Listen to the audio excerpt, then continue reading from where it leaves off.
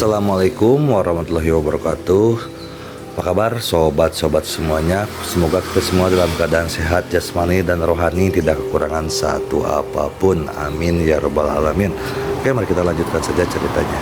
Bab 1207, melayani selama 100 tahun di dalam gua monyet. Prasasti Nuba ditempatkan di tempat terbersih di seluruh gua.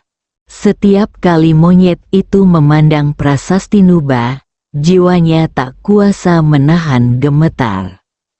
Setelah menanti dan mengamati selama bertahun-tahun, monyet itu tidak pernah menyangka bahwa ia bisa menunggu kemunculan Mingzu.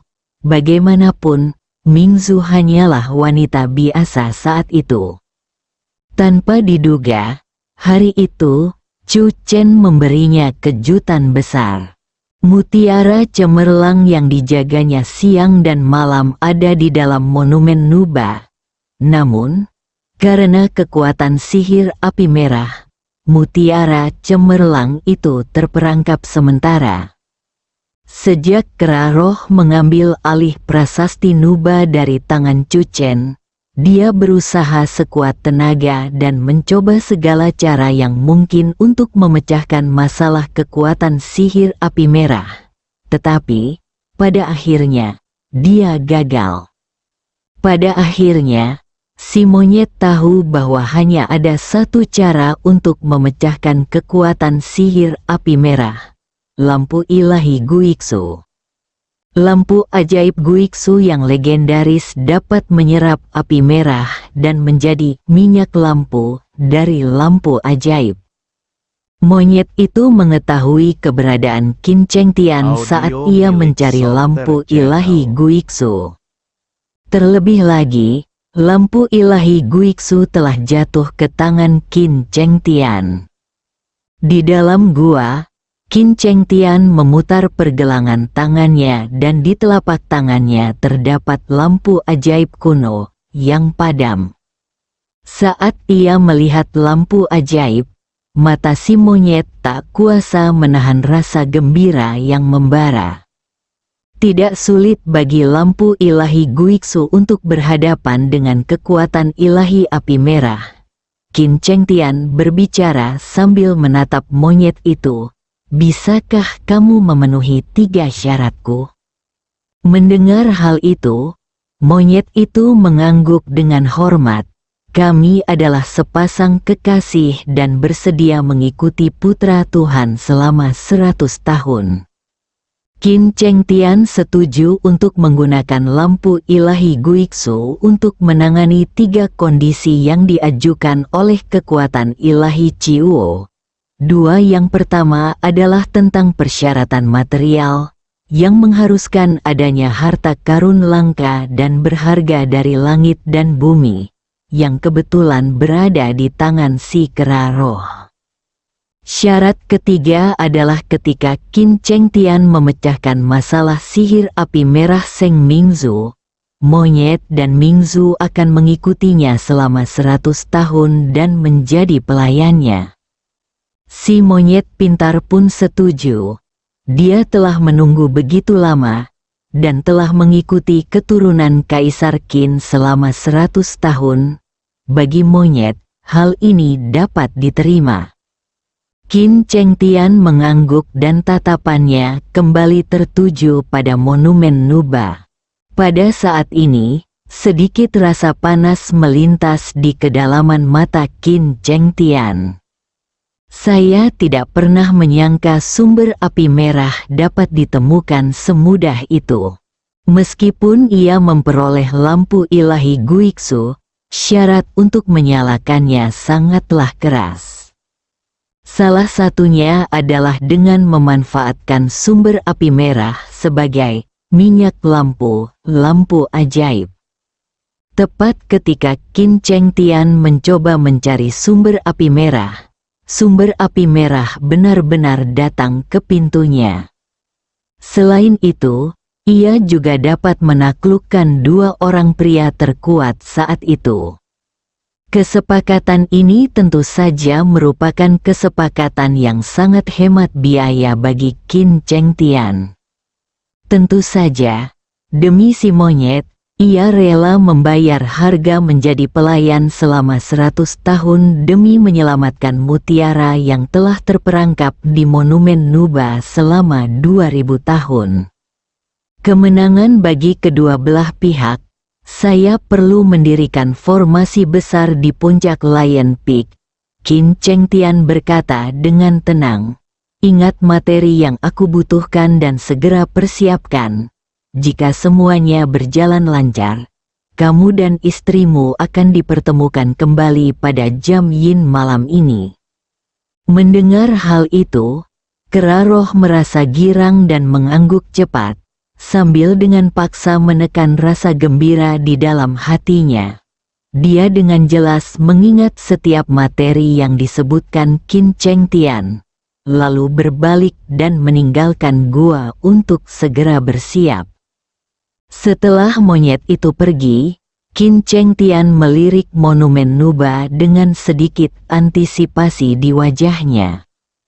Duduk bersila di tanah, lampu ilahi Guiksu dipegang ringan di telapak tangannya. Malam ini, aku akan menyalakan lampu ilahi Guiksu. Qin Chengtian berkata dalam hati, hari untuk menemukan tempat Guiksu semakin dekat. Di bawah naungan malam, pegunungan Jiuxuan, Chu Chen sedang memperkuat formasi perlindungan Gunung Sekte Jiuxuan. Ia ingin memulihkan dan memperkuat formasi yang hancur. Ini adalah proyek besar. Di gunung pada malam hari, Chu Chen berpikir sejenak dan menghubungi seseorang. Pedang Willow kecil abadi. Dia percaya bahwa Liu Siwan dapat membantunya mengatasi masalah ini. Saudara Chen, apakah ada yang Anda butuhkan dari saya malam-malam begini?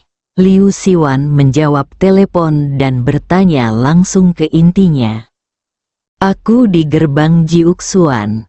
Malam ini, kita diserang oleh organisasi Bloodstone. Chu Chen membuka mulutnya dan menceritakan apa yang terjadi malam ini. Organisasi Bloodstone? Liu Siwan berkata, kapan organisasi pembunuh ini muncul? Chu Chen menghadapi insiden duri darah setelah dia meninggalkan Sekte Pedang Abadi Susan. Selama hari-hari itu, Liu Siwan tinggal di Susan dan tidak tahu apa-apa. Saya telah berurusan dengan organisasi Bloodstone beberapa kali. Chu Chen mengawali pembicaraannya dengan mengenai wanita iblis berpakaian kupu-kupu dari puncak Tiun, dan baru-baru ini, 5 pembunuh alam tubuh emas tiba di kediaman keluarga Chu. Tentu saja, Chu Chen tidak menyembunyikan dari Liu Siwan fakta bahwa kekuatan sihir merit dapat menahan kekuatan sihir jahat tusuk darah. Susan, di pohon pedang, sosok itu tiba-tiba melompat. Ekspresi Liu Siwan menjadi serius. Ketika Chu Chen mengatakan bahwa dia memiliki kekuatan magis jasa, Liu Siwan menyadari keseriusan masalah tersebut. Saudara Chen, apakah kamu yakin bahwa hanya ada 5 pembunuh alam tubuh emas yang datang ke rumah keluarga Chu malam itu? Liu Siwan tidak dapat menahan diri untuk bertanya. Begitu kata-kata itu terucap, Chu Chen tanpa sadar teringat akan perasaan tidak enak malam itu, dan alisnya sedikit mengernyit. Aku merasakan sesuatu yang aneh, tetapi aku yakin tidak ada orang lain di istana malam itu. Perasaan tidak enak, mata Liu Siwan tiba-tiba membelalak. Dan setelah beberapa saat, dia menarik napas dalam-dalam. Saudara Chen, saya khawatir. Kita dalam masalah besar. Chu Chen bertanya. Liu Siwan berkata perlahan. Organisasi Bloodstone memiliki departemen yang disebut darah tersembunyi.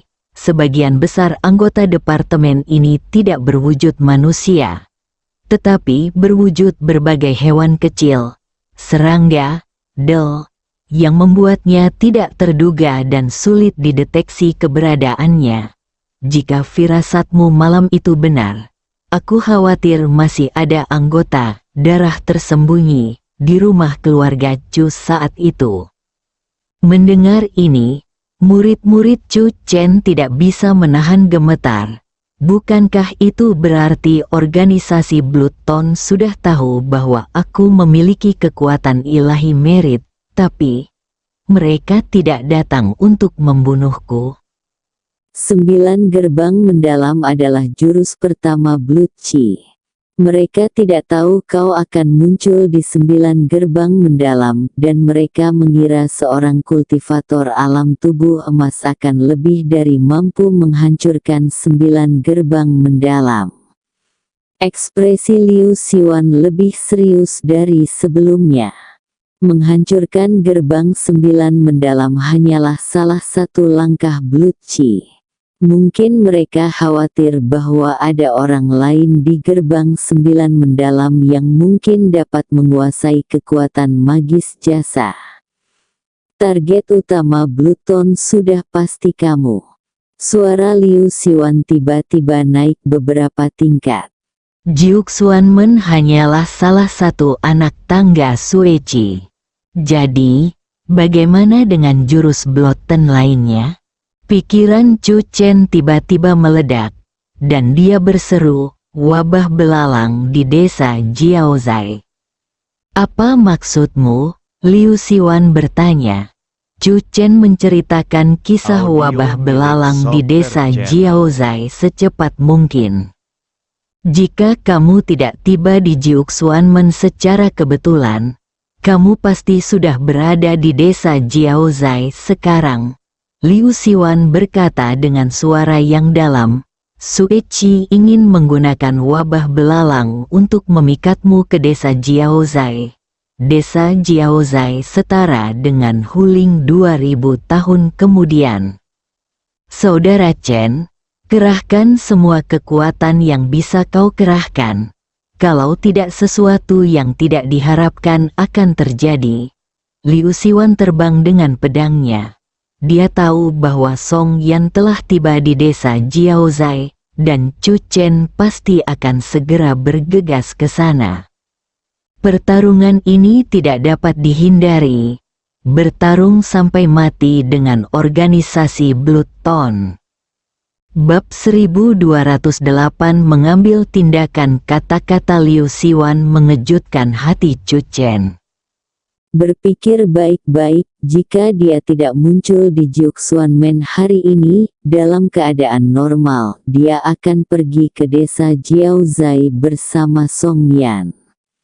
Kemudian, ketika pasangan itu tiba di desa Jiaozai, berita pertama yang mereka terima mungkin adalah kehancuran Jiuk Xuan.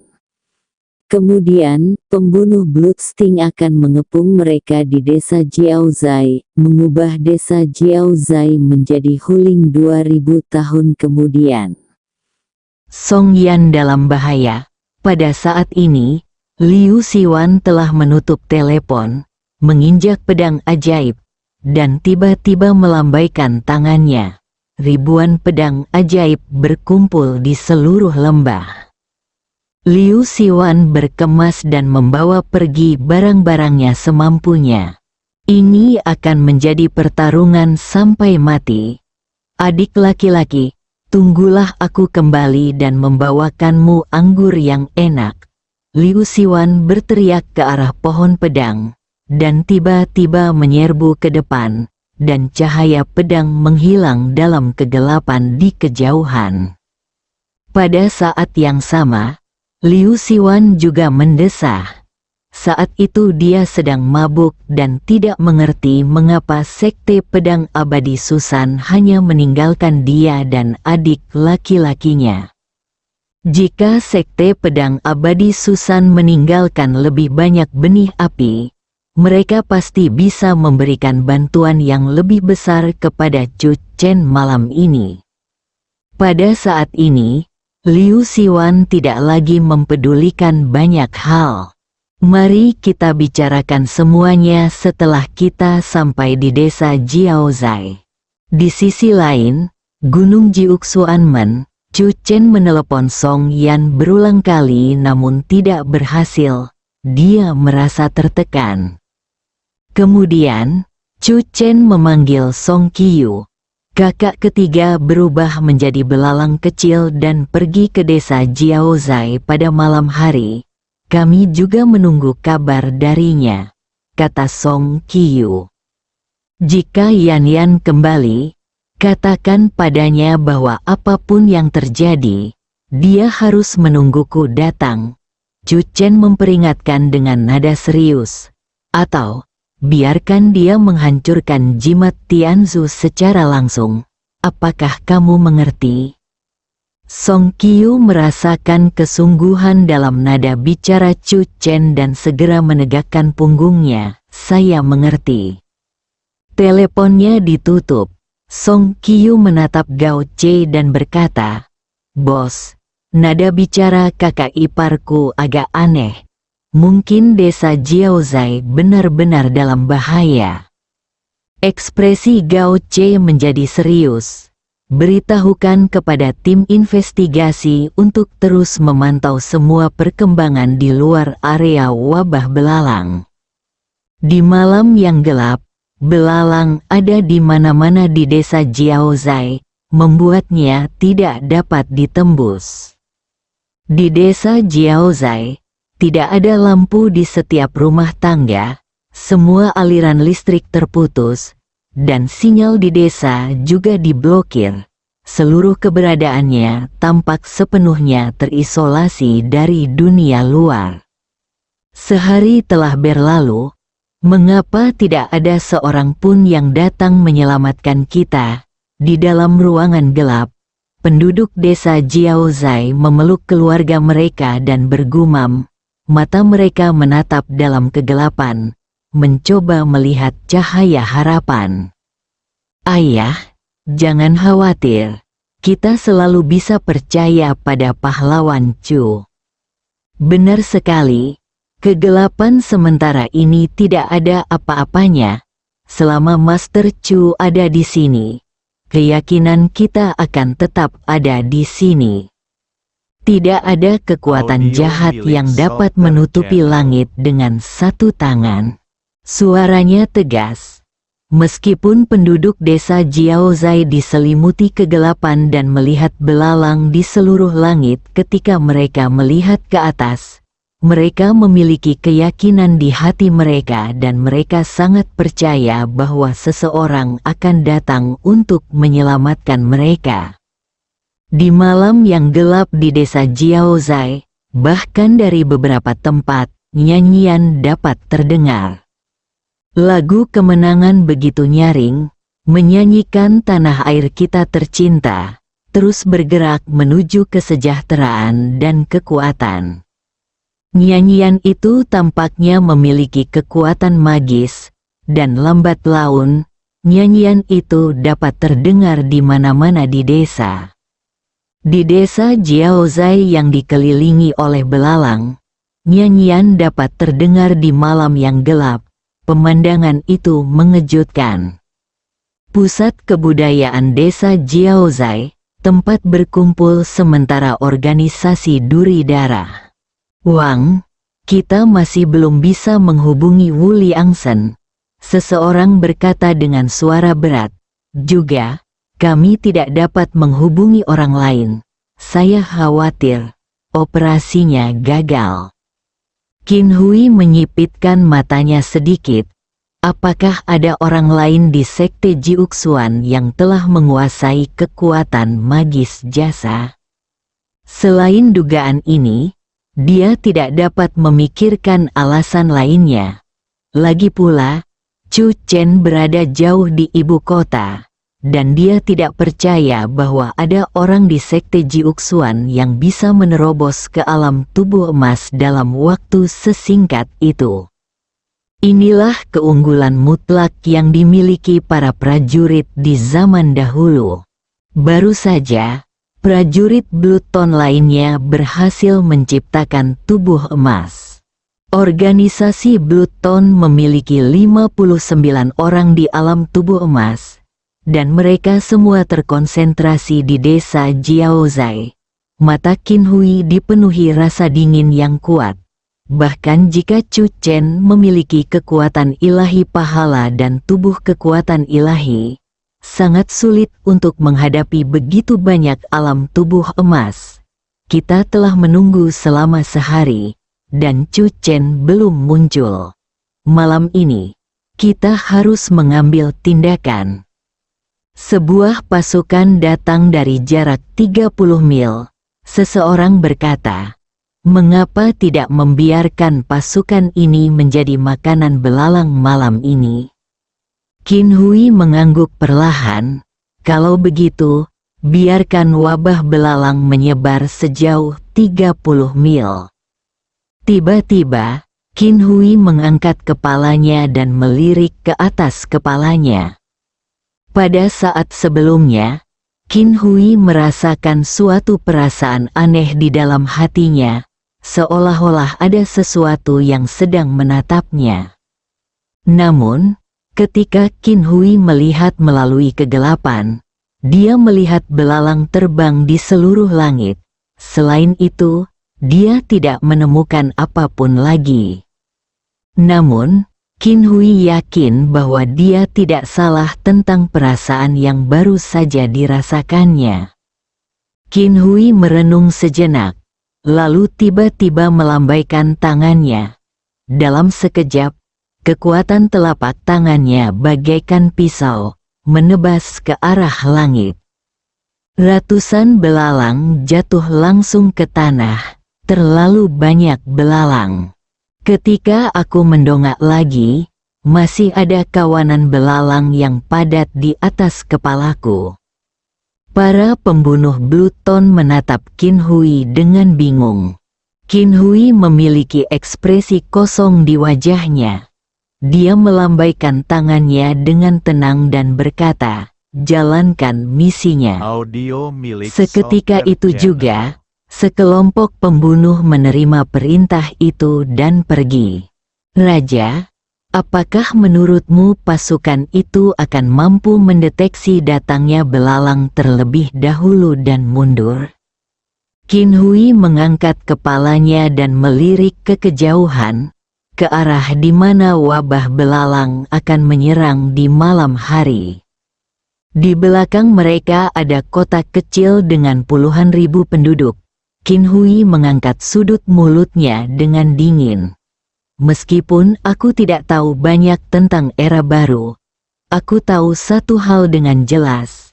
Di era baru ini, tentara Tiongkok akan selalu berdiri di depan ketika rakyatnya dalam bahaya.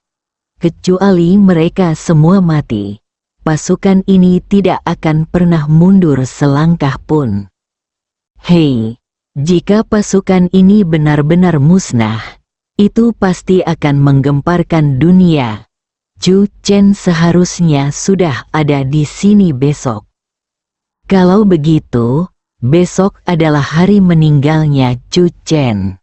Pada malam hari di desa Jiaozai, satu-satunya suara yang terdengar adalah suara belalang yang berkerumun di langit, yang merangsang jiwa orang-orang. Di antara belalang yang terbang di seluruh langit, satu di antaranya terbang kembali dengan cepat ke arah asalnya. Tepat pada saat itu, Song Yan hampir memperlihatkan auranya. Dia juga mengetahui tentang situasi di desa Jiaozai. Beberapa penduduk desa terbunuh atau terluka, tetapi sebagian besar penduduk desa terjebak. Pembunuh berduri darah ingin menggunakan keselamatan penduduk desa ini untuk menarik kedatangan Chu Chen. Malam ini, mereka akan mengambil tindakan lebih lanjut. Serangan malam di kamp rekrutmen. Sementara Song Yan kembali dengan cepat, dia juga memikirkan tindakan balasan dengan cepat dalam benaknya. 59 orang berada di alam tubuh emas. Angka ini membuat Song Yan gemetar dan putus asa. Bersambung.